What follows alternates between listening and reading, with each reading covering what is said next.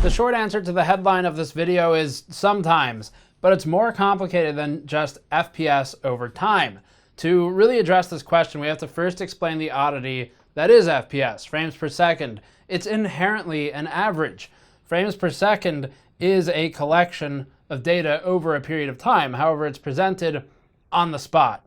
Every millisecond you get an FPS number. If I tell you something is at a variable frame rate, but is presently 60 FPS, what does that really mean? If we look at the frame rate at any given millisecond, given that frame rate is an average of a period of time, we have to acknowledge that deriving spot measurements in frames per second is inherently flawed. All this stated, the industry has accepted frames per second as a rating measure for performance of games, and it's one of the most user-friendly means to convey what the actual underlying metric is: frame time, or frame-to-frame intervals measured in milliseconds. Today we're publicly releasing some internal test data that we've collected over the past year as we work to refresh our test methodology for 2018. Before that, this video is brought to you by Thermal Grizzly, makers of the Conductonaut liquid metal that we recently used to drop 20 degrees off of our temperatures. Thermal Grizzly also makes traditional thermal compounds for use on top of the IHS, like Cryonaut and Hydronaut pastes. Learn more at the link below. Before we publish benchmark data for games, we always research them heavily. This involves a long period of looking for flaws in potential testing methodology, and inevitably you find some later and revise it and improve it. But the immediate pre-publication goals are to determine things like how long do we need to benchmark for accuracy, what settings should we use that are the most fair or the most agnostic to all vendors, and other aspects like load level of particular areas of the game, which ones are more intensive than others, and best and worst case performance scenarios for the game as well, and of course the expected user scenarios as well. So you have to balance all of those things. We research all of this stuff prior to publishing data, but we tend to keep most of it internal only, at least a good amount of it. We do keep test methodology sections in the articles that you can read. Going forward though, the current plan is to, as we continue to iterate our methodology year over year, tend to do that January, February, to start releasing more of the behind the scenes information that drove our previous year's methods so that you can get a look at what we've been doing and how we're hoping to advance our testing for the year to come. Because computers are complicated and there's always room to improve, so it's our goal to continue to do that. Let's get some examples of times we've published internal research. With Destiny 2's beta, we tested various parts of the game, including testing durations spanning from 30 seconds to 20 minutes at a time.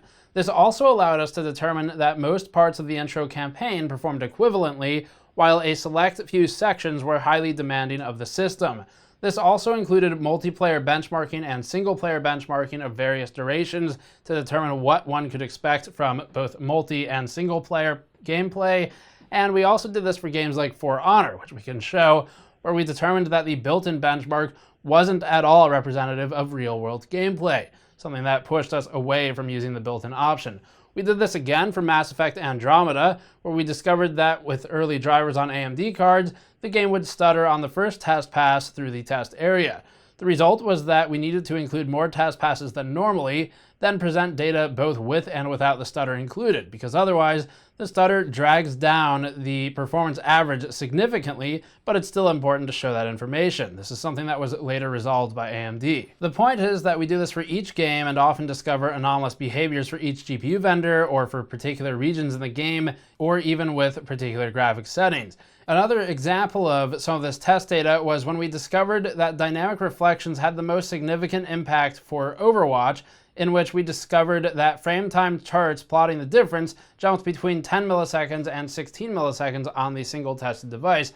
We also tested the graphics settings scaling on a particular set of hardware, giving us an understanding for where devices may gain an unexpected lead over competing devices. With Destiny 2's beta, again for a recent example, this allowed us to determine that NVIDIA had a significant advantage only when under the highest settings, but that its advantage faded away when dropped down to high. AMD fixed this upon launch of the game to the point where it was really climbing back to compete with NVIDIA directly at highest, and NVIDIA later leveraged the same thing to improve its own performance, again, specifically under highest settings. The point here is that there is significant performance impact between these two, and knowing what causes it and why, and testing it is important for reviews. And we studied this again in Watch Dogs 2, where we demonstrated a CPU scalability settings chart for frame rate so that we could then decide at what point we're hitting either a CPU or a GPU bottleneck, depending on the graphic settings of the game, all useful for our CPU or GPU benchmarks. All of this is to say that it's important to work hard to understand what you're testing, which we do, and then work harder to create charts demonstrating why we test the scenarios that we do. The next big concern, though, is repeatability of the tests and how accurate they are test to test. So this would start getting into standard deviation and test variance, which we'll have a separate video on coming up soon. But with a benchmark, you've really only got two options. You have highly repeatable and potentially entering synthetic, or highly realistic. If you go for highly realistic, you can really only reasonably test maybe two devices in a head-to-head scenario, because if you're playing a game for a significant period of time, there's just too much variance, and it's just not a good test at the end of the day. Also, it's not realistic to be able to benchmark a realistic scenario in the exact same settings on, say, 14 plus devices with multiple test passes each time, because other system variables can interfere as well. That's not to say that either highly repeatable or highly realistic are the best methods or the worst methods. They're both very important, but it's important to illustrate for viewers in our case when we're using one versus the other and why. This is why synthetics exist and why games exist. They both achieve different things, or similar things, I suppose, in a different way. That's the important part about them. So our approach to benchmarking theory is to collect large data sets with accurate and repeatable numbers that we can get again and again. And ultimately what we care about is device scalability. This would be the difference between device A and B as a percentage rather than the hard absolute FPS difference. For example, it's kind of irrelevant if you're hitting 70 versus 75 FPS if all you're comparing ultimately is the relative performance versus the other device. If the other device is also doing 70 to 75 FPS, then you have a 1-to-1, so it doesn't really matter. The time it does matter what your absolute FPS is if you are trying to determine, or we think you are trying to determine, if a particular device can play a game at a specific frame rate, i.e. 4K highest settings at 60 FPS. That's a very specific goal. For those, we publish standalone game benchmark guides, whereas for reviews of computer hardware like video cards, we focus more on relative performance rather than absolute performance, though we do provide both sets of data. So now let's get into answering the question of what the optimal duration is for a benchmark in a few different games. Please note that this data is not representative of every game or every device all the time. It only represents the games and devices we tested here. However, it illustrates a point pretty well. We normally keep most of this information private, but now that we are revising our testing methodology completely for 2018 and moving forward with what we think are better methods, we thought it'd be a good time to share. If you're a content creator and you use this information, we ask that you mention Gamers Nexus, as it was a lot of work. So, all these tests were conducted a minimum of 4 times an average. Test durations range from 30 seconds to 5 minutes, depending on the game. Error bars are present to display standard deviation between all test runs, and we have more information in the article linked in the description below for sake of timeliness for the video and keeping it relatively brief for us. We have a lot more information on this that we've collected over the past year or two at this point, but this set of data pretty much represents the whole, though there are anomalies where we'll talk about that later in the standard deviation piece. We'll get into more of a test variance and confidence interval versus repeatability of a test and its results. We're starting with the oldest benchmark title as it's the easiest to configure for multiple test durations. We've historically proven Metro to also be the single most consistent benchmark title under the right settings. It's not always, it depends on if you know what you're doing. All the test methodology again and the components are in the article in the description below. Starting with only the GTX 1070 Gaming X, we see that the average FPS sits at 84 for a set of 4 30-second test passes.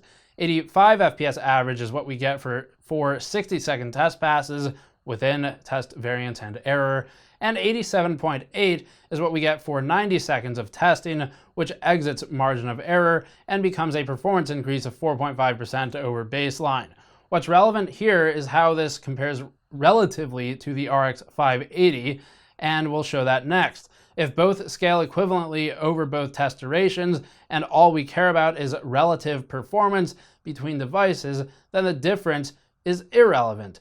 Average FPS hovers at 87 for a 120-second run and 88 for a 150-second run, still on the GTX 1070 here, and overall this is exceptionally consistent. Our total range is 4 FPS for a total bottom to top increase of 4.8%. For frame times, the 1% and 0.1% lows are also relatively equal and are largely within test-to-test variance. Moving on to the RX 580 chart, this showed performance between 59 and 61 FPS throughout all tests, generally sitting at around 60 FPS. VSync, of course, is disabled, though these numbers might lead you to believe otherwise. It's just that it just so happened to average at 60. The card is taxed enough that the small performance swings exhibited by the GTX 1070 are not shown here. Here's a chart of relative performance to one another using the average FPS at each duration.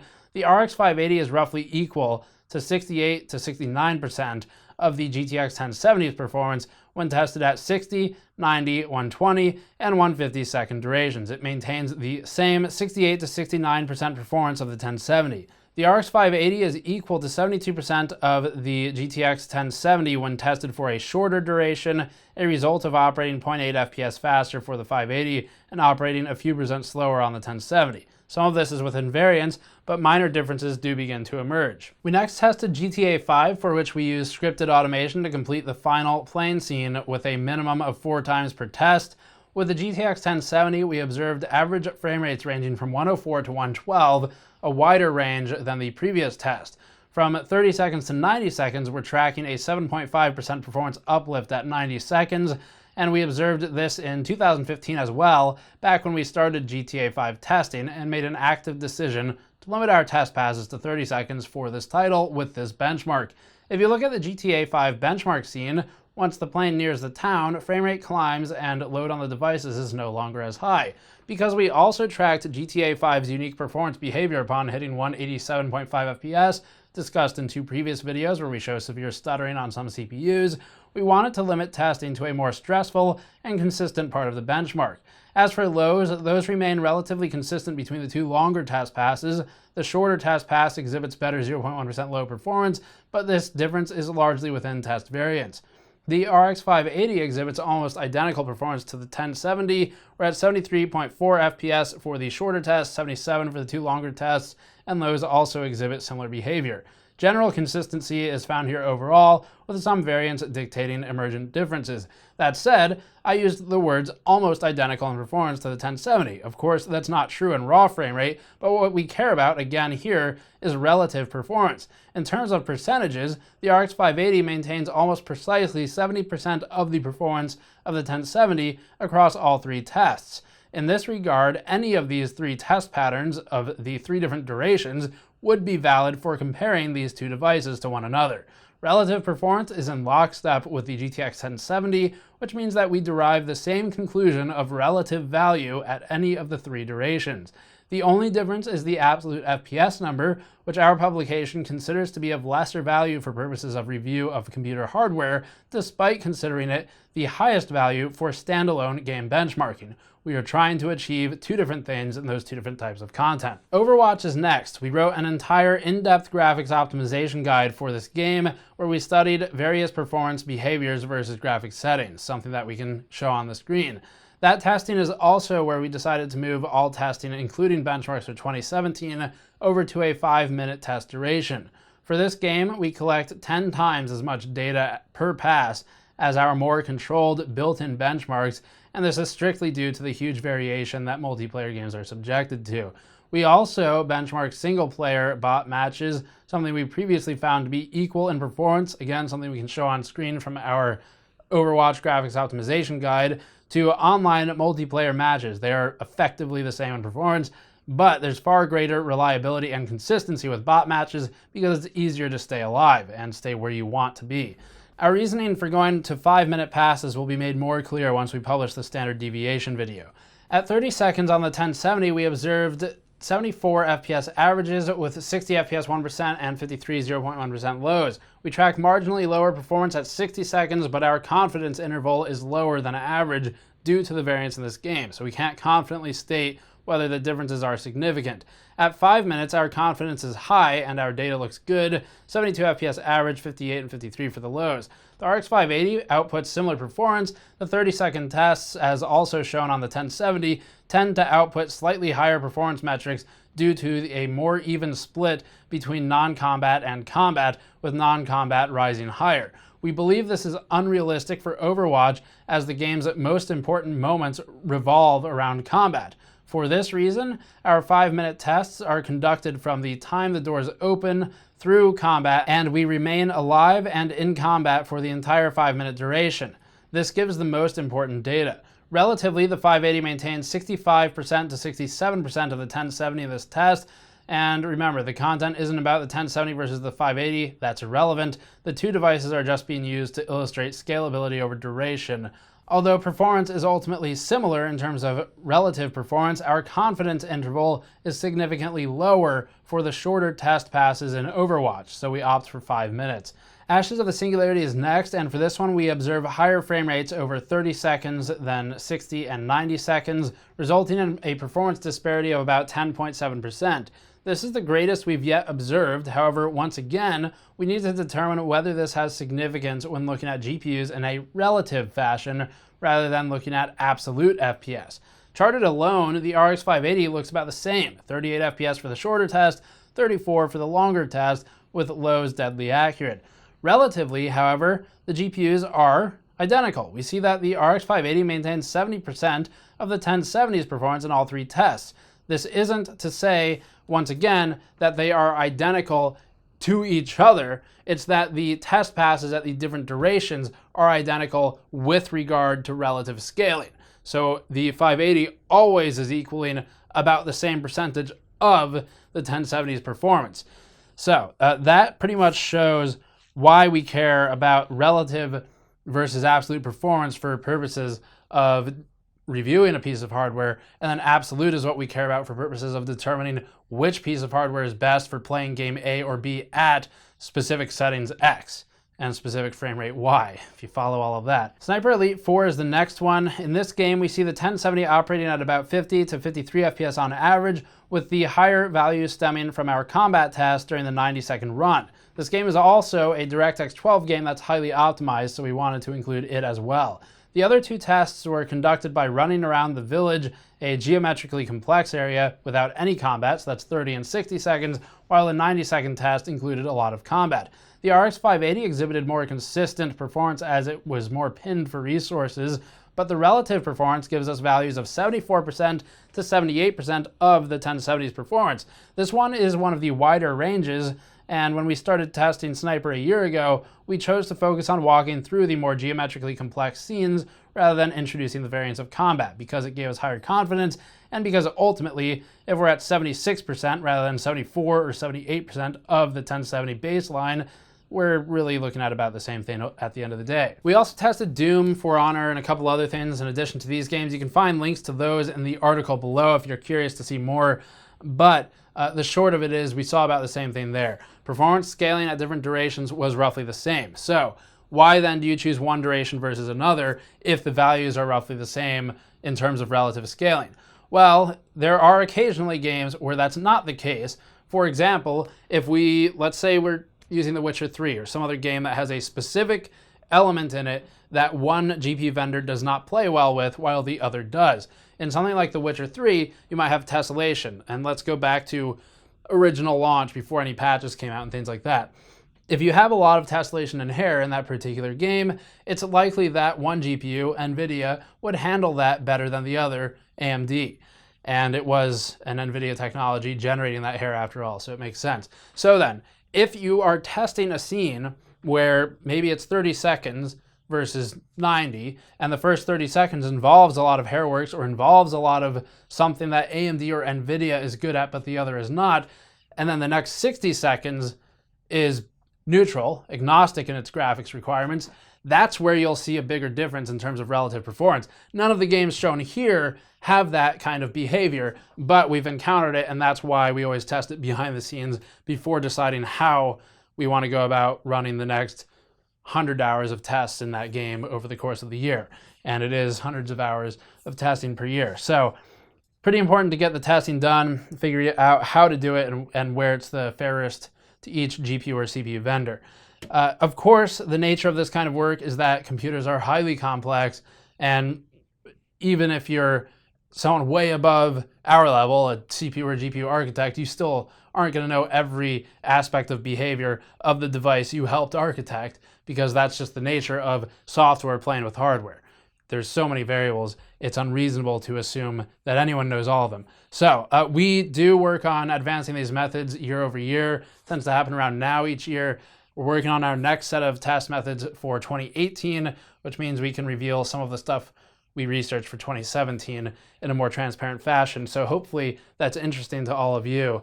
And we're pretty excited for what's coming up next. So you'll see that implemented in reviews eventually, sometime this year. Every game is different. Because what you saw here showed relative performance roughly the same in most, but not all, of these games at 30 to 150 seconds, that does not mean every game will be like that. So we test this on a game-by-game basis. It's not like we just collect this data once and then set a time scale for every single game ever. So game by game it's done. Not all games are the same. Not all hardware is going to treat the games the same.